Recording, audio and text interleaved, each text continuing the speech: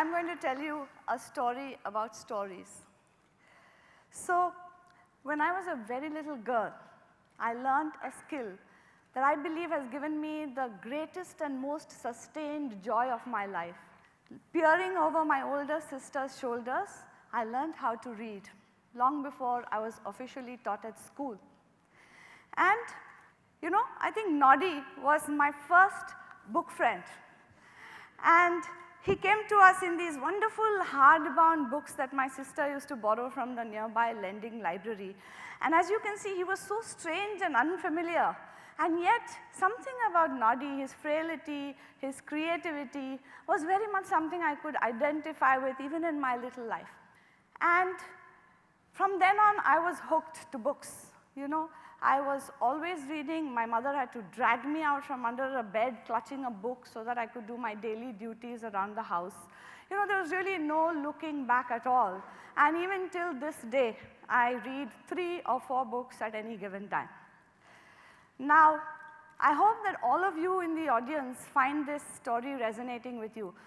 Even though you all are young and notwithstanding the lure of computer games, I hope that many of you curled up with a good book when you were younger.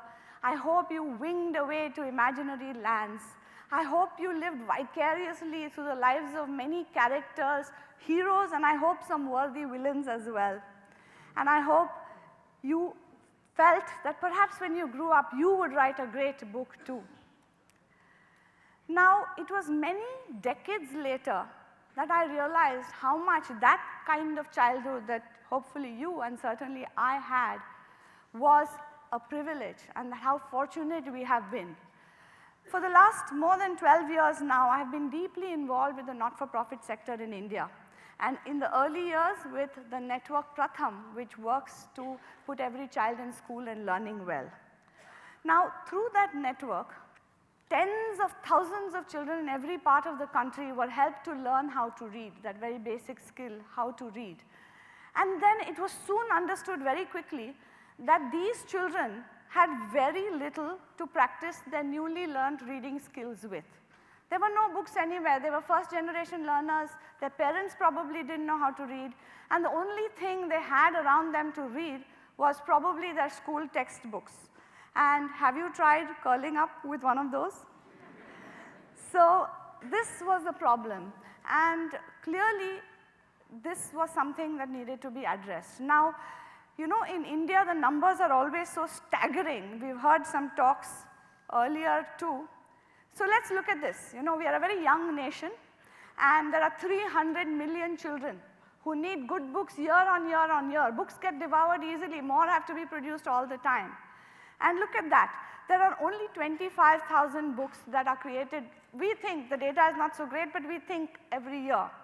And most of those books are created in only 2 languages, English and Hindi, in a country where the language probably changes and certainly the dialects do every 100 kilometers. So let's take a comparison. Look at the United Kingdom. They have a child population of about 12 million. They produce 72,000 books every year for those children, which means they have 6 books for every child. And look at India. 1 book has to be shared maybe between 20 children if those children can get that book. There are many great publishers and fantastic books in India, but unfortunately they don't have the reach. The books don't get to where the bulk of the children are. So some of us decided, as Mr. Arunachalam told us earlier, we had a good meaty problem. And we said, can we do something about this? So Pratham Books was set up on a cold morning, January 1, 2004, with a bold vision, a book in every child's hand. And we promised ourselves that what we would do would be to try and create the best possible content of the highest quality. We would try to produce it in as many Indian languages as was possible, that we would try to have as much local and relevant content, not necessarily just the noddies, local and relevant content, and that we would put it out at the lowest and most attractive price possible. That was the task we set up for ourselves.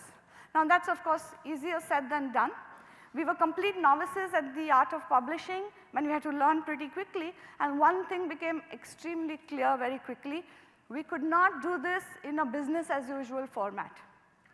If we are talking of reaching millions of children, we can't go the retail model, we can't go the usual way. We have to break open that model, and we would have to innovate, we would have to catalyze the ecosystem itself. Because Pratham Books has never thought that this is about us. No one entity can take on a job like this. So it meant that we would have to partner, we would have to collaborate, we would have to influence, and most of all, we would have to do disruptive innovation. One of the things, because we were a non-profit, we didn't have to get cramped by the idea of financial sustainability. Now, in a world where markets seem to be the solution for almost everything, even friendship, as you can see, I'm a little older than some of you. It seems old-fashioned to think that it need not just be markets. I think the big social problems of the world have never been solved by any one narrow model. So we set ourselves up with some philanthropic capital. A lot of generous people do work with us. I myself fund the foundation every year.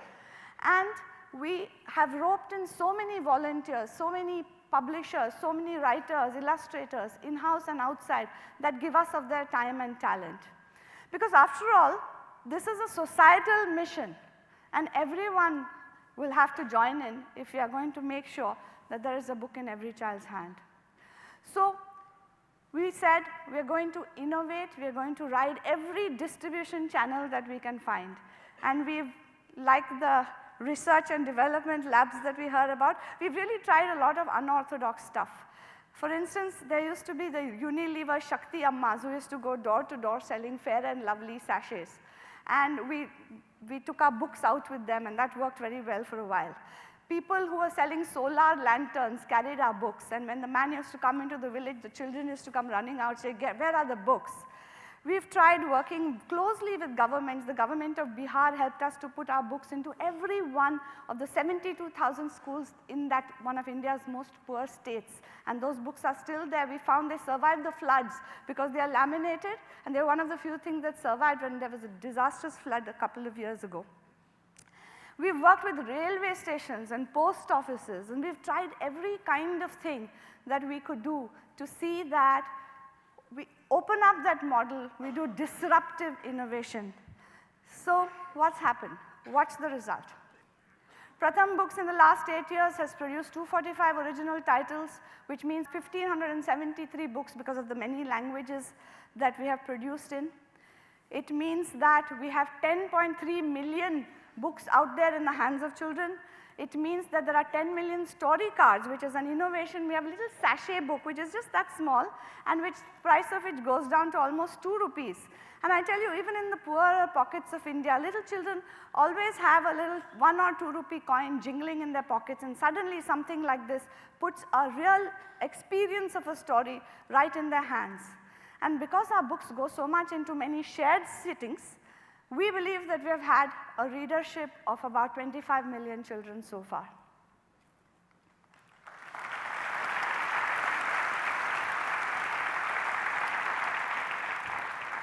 You know, it's just amazing to watch the experience of a young child who gets her first book.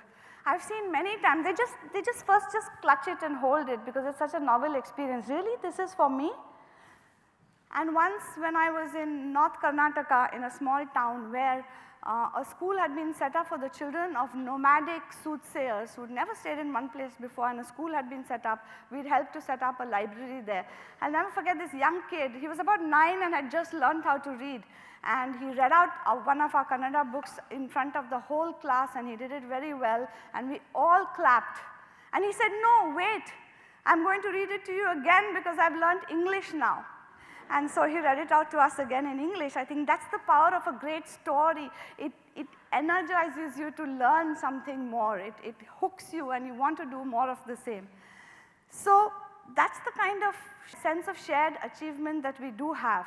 But as I said before, there's always in India more of a challenge. We still have so many more children to reach, and we can't do it alone. So we have to think differently and leverage, leverage, leverage. We need more books, more languages, but to do that we also need a platform which is open and on which other people can build. So, CC, I don't know how many of you have seen that logo before. We have put around 300 of our books out into the Creative Commons. I assume you people know that the Creative Commons is a way to, allow human knowledge to be created and to be shared without proprietary walls, without copyright, without patents. And our books on the Creative Commons can be read online, they can be shared, they can be printed, they can be distributed. Children can get them in many ways. So you can share our stories. Increasingly, India is getting connected. There's broadband, there's mobiles, you can get our books on the phone, you can put them on your computers, and then you can share them, even where children don't have so much access. And you'll be surprised at the response. Our books online have been read 500,000 times. Our texts and our pages have been looked at more than 2 lakh times. On Facebook, on Twitter, on Scribd, on Flickr, we have lots of followers who feel that they can be part of something like this. And the great power of creative collaboration.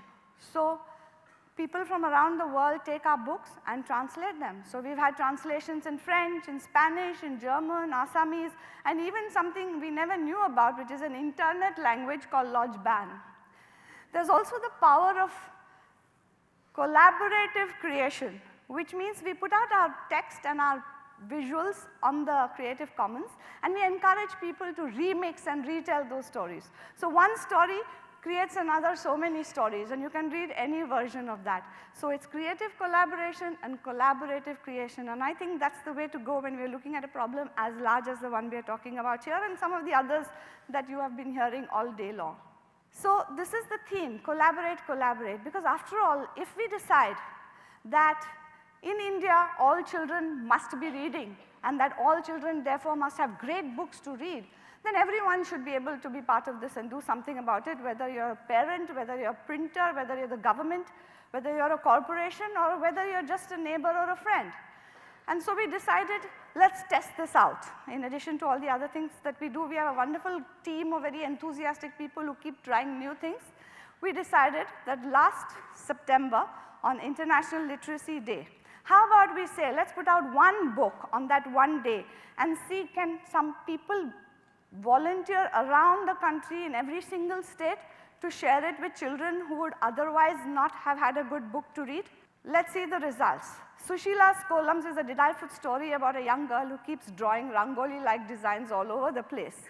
And when we put this out, the results were stupendous. Our online communities created an offline store. Our book was printed in only 5 languages. It was read out in 9 languages, including sign language. There were 419 storytellings. Almost 20,000 children in that one day got to share that book. Every single state responded, 28 states and 2 union territories. Children all over the country got to read and learn about Sushila and her columns. That, I think, is the power of the collective. That's how we can all come together. There are so many problems in India, but so many million diverse ways to actually cut through barriers and make each one of us part of the solution, not part of the problem. And I believe that children, the future of India's children, depends on, of course, on many things. It depends on their access to safe water, to good food, to critical health care, to a good education. But just like all of us experienced, that future also depends on a child getting a great book in her hand to give wings to her imagination. Because at a time when knowledge is power and where creativity can mean freedom, that child deserves that opportunity to cut out of the reality of her daily life. So here's what I think. I think all of us can do something. So I would suggest go out there, get a book, not just ours, anyone's. Find the child who deserves the joy of reading it. Let's put a book in every child's hand. And I'll tell you one thing, I promise you one thing. The joy will belong as much to you as to her. You are TED people, you can do it. Thank you very much and namaste.